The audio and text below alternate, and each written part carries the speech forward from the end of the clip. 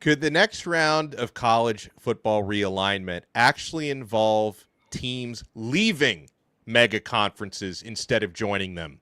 Let's bring in the squad. You're talking ball with the ACC squad. From Florida State to North Carolina, from Syracuse to Miami, and from NC State to California, it's the local experts of the Locked On Podcast Network, bringing you scoops, breakdowns, and the most comprehensive preview of the upcoming ACC weekend. Hang on, it could get loud, it could get heated, and it will definitely be fun.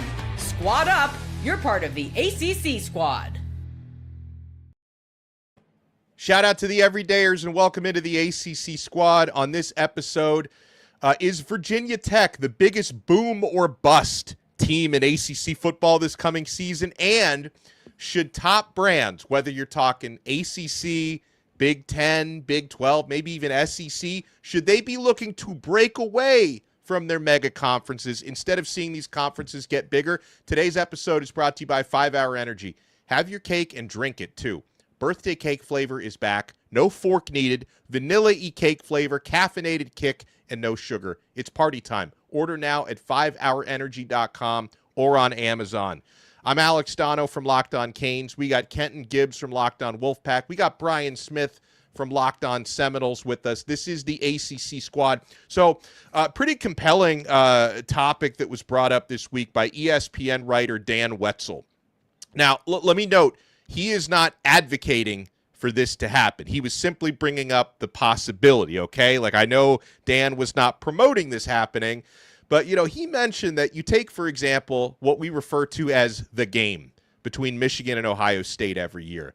The game allegedly generates about $200 million, just that one game in TV revenue, $200 million. So the hypothetical that Dan Wetzel brought up was, hey, what if Michigan and Ohio State and maybe Penn State, who's also a big revenue generator for the Big Ten, what if they decide, hey, you know what, if I'm Michigan and Ohio State and that one game generates $200 million, we could be splitting that revenue evenly, $100 million apiece as independents, versus the Big Ten with their 18 schools pays out a total of about $78 million of TV revenue to each school every season, where Michigan and Ohio State, if they go independent, could essentially make more money than that just from that one game. So you have to wonder, guys, and of course this topic has come up in the ACC as well with the big brands that carry the rest of the conference.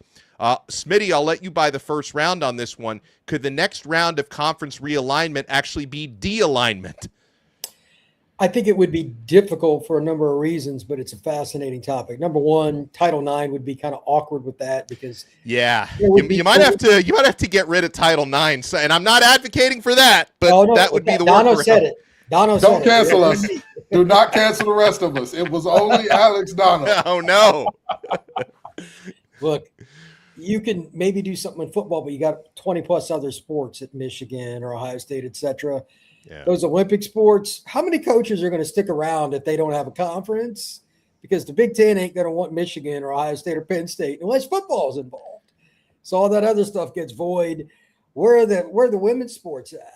Are you going to be able to? I think Wetzel said, hey, maybe like they join the MAC or something for the other sports. I'll let Dono make the phone call to the women's coaches that they're joining the MAC. We'll see how that goes, and Dono can report back to us. That's not going to go well. It would be awkward. I mean, Kenton, if you want to jump in, but go ahead. We're going from Ann Arbor to Sacramento State for a women's basketball game on Tuesday. This is a conference game, so be on your A game, ladies. No, but in all seriousness, I had not considered that standpoint of the kind of de-alignment being the new realignment.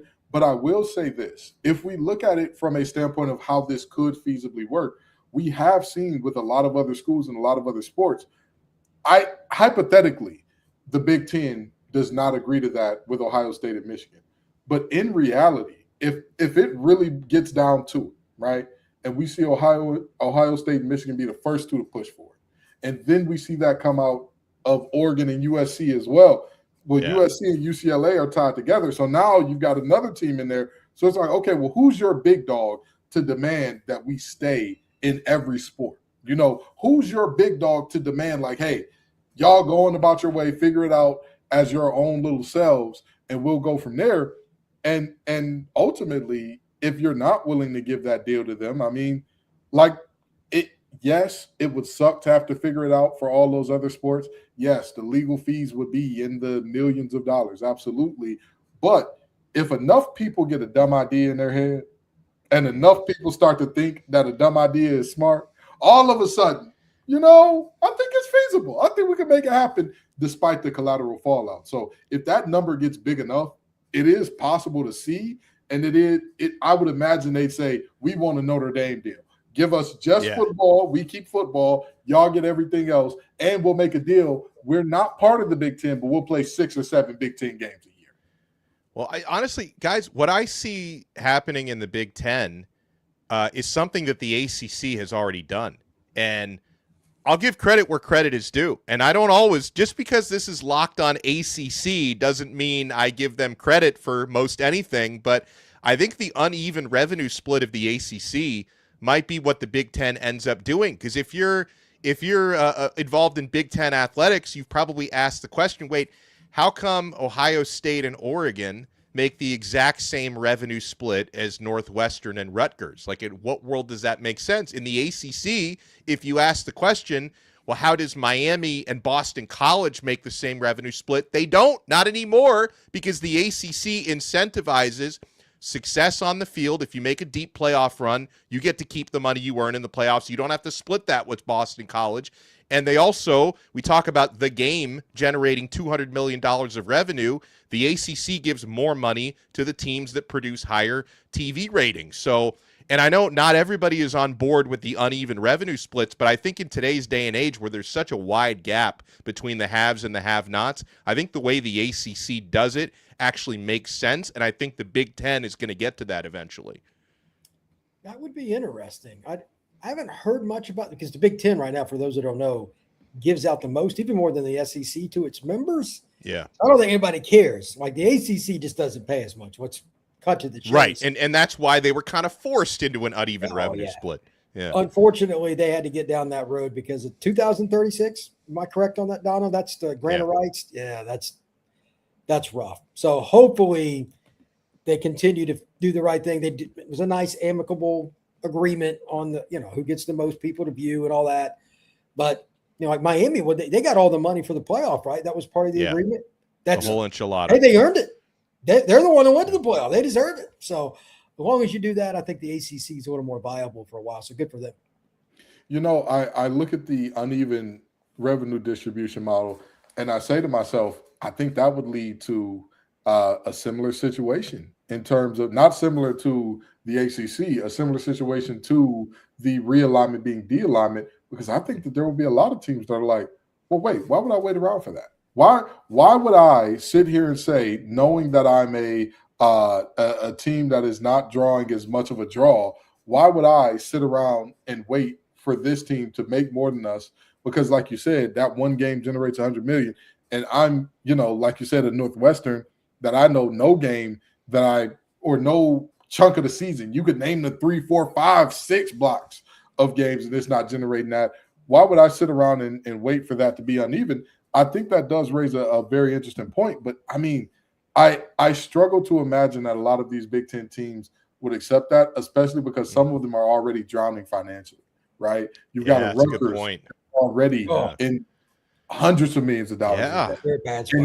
And the thing is, how many teams in the Big Ten are close to that if they're not already there? Because this NIL is not, the revenue share is not going to make it easier to kind of get out of that situation. So I'd be interested to see how this all plays out. But like Dono said, credit where credit is due. Credit to Jim Phillips and company for, I've said all along, the grant of rights was a hell of a deal for the ACC. Even though we took a bad revenue cut from ESPN, it was a great deal to keep the band together, as opposed to what we will be seeing from some of these conferences in a couple of years. I mean, I'm still personally a fan of the Super League idea, but we could talk about why that won't happen anytime soon. Plus, is Virginia Tech the team that has the biggest boom or bust potential in the ACC in 2026? You want to keep it locked right here. We're only getting started on this brand new episode of Locked On ACC. I'm Kalia Butler, host of Locked On Women's Basketball, and this is Mazda's Women's Basketball Snapshot, celebrating the work no highlight reel can ever capture. Dawn Staley and South Carolina remain on top of the SEC standings after handing Tennessee their worst defeat in program history with a final score of 93-40. In the 43-point win, South Carolina shot 69% from the field. Tessa Johnson had a perfect shooting night, scoring 24 points, shooting 4 for 4 from the floor, including 2 threes, and made all 4 of her free throws. And UCLA remains undefeated in Big Ten play, topping Michigan 69-66 as Player of the Year contender Lauren Betts put up a double-double, scoring 16 points, collecting 16 rebounds, and adding 5 assists and 3 blocks. These moments are earned off the clock, those long before the lights ever come on. The sweat, the fakes, the doubt, the scrapes, and coming back for more every time. Mazda puts the same drive into every detail. Wins define the moment, putting in the work, that defines you. There's more to a Mazda because there's more to you. Folks, we're also proudly brought to you by FanDuel. You ever want to experience the NBA Finals live and in person? FanDuel is giving you the chance to turn that dream into reality with their NBA sweepstakes. Here's how it works. Use your profit boost on any NBA future, and you'll automatically be entered for a shot to win an NBA Finals trip for 2. That's right, flights, tickets, the whole experience. If you're already looking at the board and thinking about which team can make a deep run, this is the perfect time to lock it in. Now, not only can you pick cash, can your pick cash in, I should say, but it also can send you to the finals. Visit FanDuel.com to get started. Use your profit boost on an NBA future to get entered for your chance to win a trip to the NBA Finals. Play your game with FanDuel, the official sports betting partner of the NBA. Thank you so much for making the Locked On ACC squad your first listen. And if you're an everydayer to any of our shows, you want to make your status official by joining the Everydayer Club. You click the link in the show notes below. Whether you want to be an everydayer of Locked On Canes, Locked On Seminoles, Locked On Wolfpack, Locked On ACC, or all the above, you can join the Everydayer Club, get exclusive ad-free versions of our episodes, Discord chat access, other exclusive perks. Check out the Everydayer Club, lockedonpodcast.supercast.com. So, all right, fellas, I was having a conversation on an episode coming out today, or came out today, with Spencer McLaughlin on Locked On College Football, and it was centered around, Virginia Tech with James Franklin and a lot of his former Penn State players like Ethan Grunkmeyer at quarterback joining him there, and the boom or bust potential for Virginia Tech. Now, Brian, I'll go to you first on this one because Kenton and I did have this conversation once already. For as much as I think Virginia Tech is going to be a much bigger player in the ACC in the coming years with James Franklin and his recruiting prowess and just running a more professional operation than what Brent Pry was running, I'm not sure if year one is the year that they break through, because I'm looking at Virginia Tech's schedule, and certain schools in the ACC like Miami got an easier draw with the conference schedule. Virginia Tech, now their non-conference is not that crazy. They've got VMI, Old Dominion, and at Maryland non-con. Like they can go 2-1, 3-0 in those games possibly. But among their conference games, Brian, they've got to go on the road to Cal against JKS, and the ACC will probably make that a 10:30 p.m. game out there. But that's not even the toughest one. They have to go to Clemson, to SMU, and to Miami. These are all on the road in the same season. So, yeah, I'm not so sure if James Franklin is doing better than like 7-5 the first season there. I don't think they'll have the continuity, nor will they have the linemen. When you rebuild a roster, Kenton can talk about this. Year one is rough in the trenches usually, and it takes, especially offensive line, it takes longer to get congruent. I need to see it because I tried to watch Virginia Tech last year. Keyword tried. That was not a good time. That's time in my brain and space in my brain that has been wasted. I think it'll be year two, and they, Grunkmeyer and some of the guys they brought in, they're really good. I think it was 40 players they brought in. It was crazy. So that's a lot. They might beat a few teams, but here's my guess: they will be a roller coaster. 1 week, they'll catch somebody. They'll beat 1 or 2 teams they probably shouldn't. But does anybody here want to bet against the following notion? They'll lose a home game to somebody they're favored by 10 or more. I bet you next year that's a possibility. Year one is just weird. In the first 6 games, that'll happen for sure. Because I think that, with all due respect to James Franklin, I think he'll be just fine there. I think he'll do great. I think he's an excellent coach, actually. I think when he actually gets his momentum rolling behind him, they'll be just fine. But you can't win with Grunkmeyer at quarterback. I'm sorry. I saw that young man. That's not a winner. Not in today's football. Not unless you got some dudes in the backfield, some guys that you're like. They did at Penn State. At least 2 of y'all are playing on Sunday. And how'd that work out still with Grunkmeyer back there? Yeah, you see what I'm saying? And you're not going to have Katron Allen and company toting that rock. So ultimately, I do think that this is a team that has a lot of potential to be that roller coaster ride. But I'll tell you what, when you look at a team that has great potential to be a roller coaster ride, I don't know why nobody's mentioning Clemson.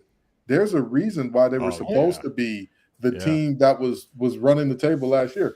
Clemson has still done a fantastic job of recruiting out of high school, and whether we want to admit it or not, player development has been very good under Clemson while Dabo's been there, and it hasn't fallen off a cliff these last few seasons. It's just they've fallen flat because you have not had the depth necessarily because you haven't used the portal. But even beyond that, last year, I'm still trying to figure out what went wrong with that team. I'm still trying to figure it out.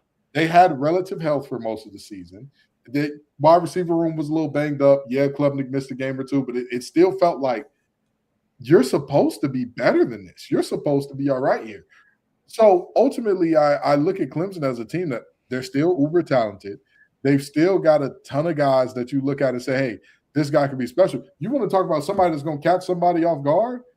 Clemson's still Clemson to a degree. Look, I'll admit, when I look at Miami's schedule and I see a road trip to Clemson, it concerns me. Like, I'm not looking at that like an auto win. I'm just not, despite the year that Clemson just had. Exactly. Exactly. Play, man. Yeah. Really tough. And that's why I feel like Clemson will have the opportunity for multiple weeks where you never feel good about counting them out of a game, but there will also be times that just leave you like, now what the hell happened to the Tigers? What's going on? Because, I mean, if Vizina was that good, I don't think he would have relinquished the spot back to Klubnik when he came back last year. I don't think there would have been a thought. It would have been, hey, that's the guy, leave him in. A lot like we saw with a certain quarterback who's now believed to be the number 1 quarterback in college football for some reason. He also wears orange. Anywho, of course. But there's a lot to be said there. So I think Virginia Tech is one of those teams, but also don't sleep on the Tigers as a team that could be up, down, all around town before the season's said and done. What about like for boom or bust teams? Cal with JKS, but with a new head coach and a lot of new pieces. But we love the quarterback. But he true freshman season last year, he was very erratic, right? How much of that does he clean up in year 2 with a new coach and a lot of new teammates, right? I mean, Virginia had a Cinderella year. They've got Bo Pribula at quarterback this year. I don't exactly know what to expect from them. So there's a lot of teams like that in the ACC that are boom or bust.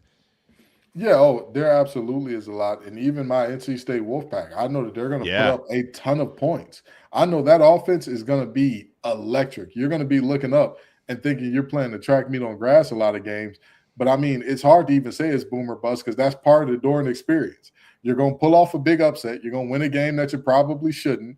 Last year was Georgia Tech when Georgia Tech was undefeated, coming in as this buzzsaw after you just got absolutely throttled by Notre Dame. Find a way to win that one. And then, you're going to have some games that leave you saying, now, how'd you lose that? Losing to a coachless Virginia Tech team that was not beaten. Virginia Tech was dominated by Old Dominion. Dominated.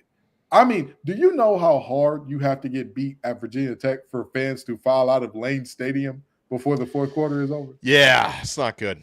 And you lost to that team. So while NC State is a team that's always going to put up a ton of points and be exciting with CJ Bailey at the helm, it's the experience. It's going to be some great games where you're like, oh, this is great. We love Doran. And then there's going to be some games where you're like, how is this guy still here? You're going to make me lose my clean rate. Let's throw Louisville in there because every year they shock somebody. Miami last year, but like Brom is going to have a game plan for somebody, and they're going to smoke somebody, and they're probably also going to lay an egg against somebody. They're not a whole lot different than Kenton's NC State squad. They're annoying in that regard. They know. And it's just that team is always iffy.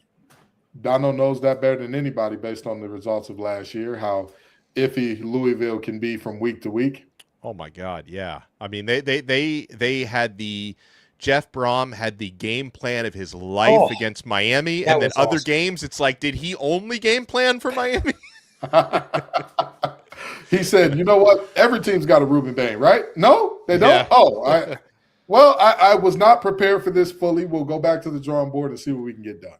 Yeah, well, all right. So when we come back, we'll take a look at who from the ACC is on the bubble basketball-wise for the NCAA tournament. And also, I got a question for Brian about how the new, 9 games in football, you can play 9 games and keep your red shirt, how that's going to affect things. You want to keep it locked right here. We're not done yet on this brand new episode of the Locked On ACC Squad.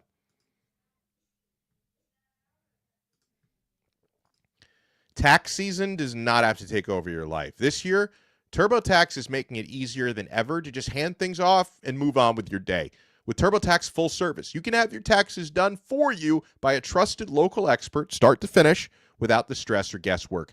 Instead of spending hours trying to figure out forms, you can meet with a local TurboTax expert in person or connect online. They handle everything from W-2s to self-employed forms and work to get you every deduction. It's a huge time saver, and it gives real peace of mind knowing that an expert is handling it. For a limited time, you can have your taxes done by a local TurboTax expert for just $150 all in. If a TurboTax expert didn't file for you last year, just file by February 28th. Take taxes off your plate and get back to your life. Visit TurboTax.com/local to book your appointment today. We're also proudly brought to you by 5 Hour Energy. Welcome to the 5 Hour Energy Flavor Draft. We're looking at every aspect of the draft to let you know which tasty flavors are the best and which just might be sleepers. The board is set, the flavors are ready, and the only one is going to take the top spot.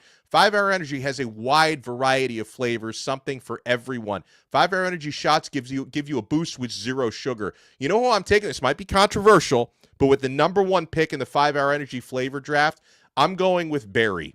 Tried and true. I've been drinking berry for years. Big, bold flavor, slightly sweet with a very fruity aroma. Classic mixed berry flavor with notes of raspberry and blackberry. And I'll tell you who my sleeper is, folks. If you're looking for a team that can squeak into that second round or maybe sneak into the first round as well, I absolutely, my friends, I love strawberry banana, a tropical delight with strawberry, a taste that goes in everything from smoothies and milkshakes to cakes and ice cream.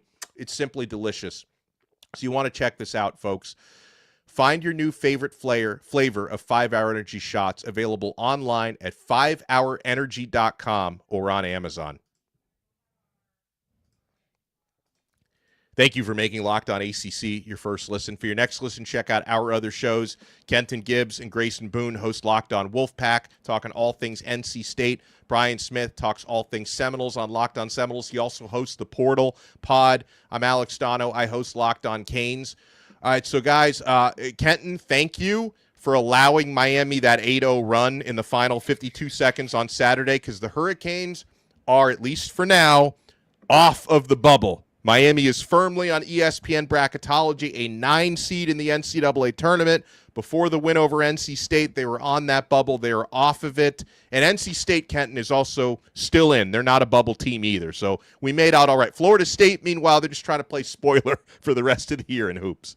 You know what they say, if you can't get invited to the dance, the next best thing you can do is put a little substance in the punch bowl. We're not going to say it on air because that'll strip our clean rating. But in all seriousness, the ACC is in great shape in terms of getting in that, 7 was the under over on how many teams we get in. And I felt great about that all season, but Miami solidly locked themselves in with that win over NC State. You get yourself another quad 1 win on the road. And I mean, in magnificent fashion. Yes, NC State forcibly handed them that game. I guess Will Wade asked Jay Lucas before the game, will you be my Valentine? Because I'm going to make sure that I make all your dreams come true this afternoon.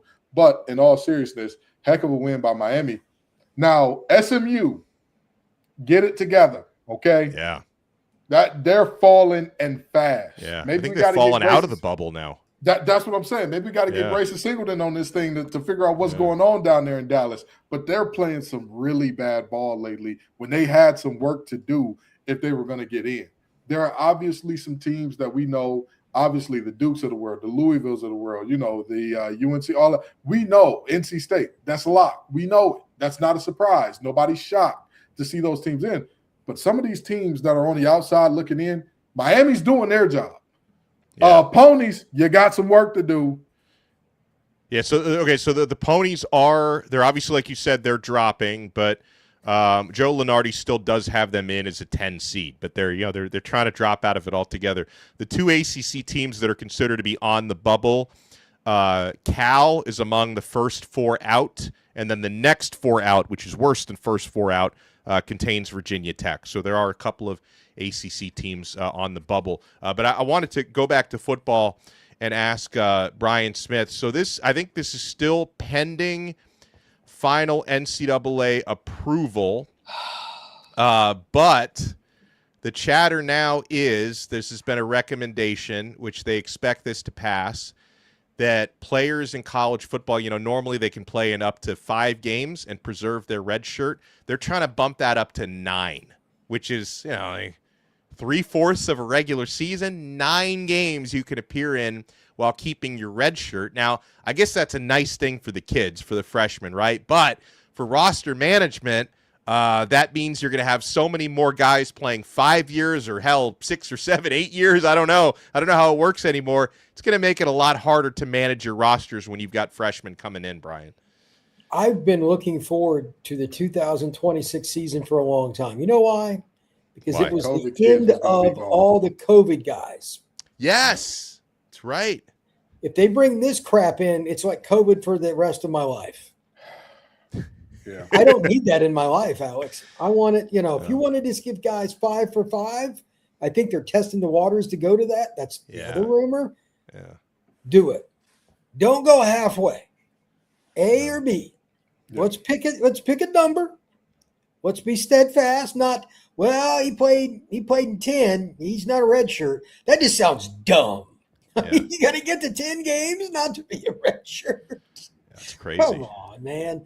What's the point of it? Like, does anybody give a number? Like, oh, well, we picked 9. I don't know how they got. Like, how do you go from 5 to 9? Like, there's been so many arguments over a 6. Like, how do you not go from 5 to 6? Like, how do you go all the way up to 9? I don't understand. And here's the thing. People aren't even considering how many injuries happen throughout a season.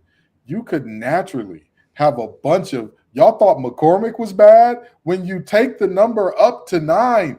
Everybody who gets hurt at some point in time during the season is going to be, oh, that year was a medical redshirt year. What are we doing? I was hurt. Right. You got hurt in game 8 3/4. Still got hurt. Still got hurt before the 9. I mean, 90% of your players will redshirt as freshmen. Outside of that, outside of like the Malachi Tonys of the world, everybody redshirts. Yeah. That's going to make roster management for the back office. Like which kids are going to, even if you're eligible for it, do they come back? There's more transfers. That's just more red tape. Now it's more stuff for us to talk about. That's the only bonus I see here. In the offseason, I need all I can get. But otherwise, this is very odd to me. And not that the NCAA ever makes sense. They're consistent there, but I don't understand it. And just go 5 for 5. If that's what you want to do, just that way you don't have to count. We know when he enters in a certain year, he's going to be there for 5 years. And he's done. Well, I'm guessing the top NCAA lawyer probably said, what's the magic number that gets us less likely to be sued? Because from my count, the NCAA only has 1 victory in court ever, and that was over Charles Bediako. They've not won a single other case in court outside of that one ruling where he couldn't come back to college. Well, he did, but then, the NCAA ruled him ineligible. I don't think they've ever won another case. So if 9 gives them the least chance of getting sued, that's probably how they settled on that number. Again, NCAA, I'm begging you, sit down with the conferences, sit down with the players, and collectively bargain. Right now, you're going to keep seeing foolishness. You're going to keep seeing, oh, the NCAA denied me. Let me file an appeal. Oh, the appeal got denied. Let me file some other type of waiver. Oh, that waiver got denied. Let me go to the state court where, guess what?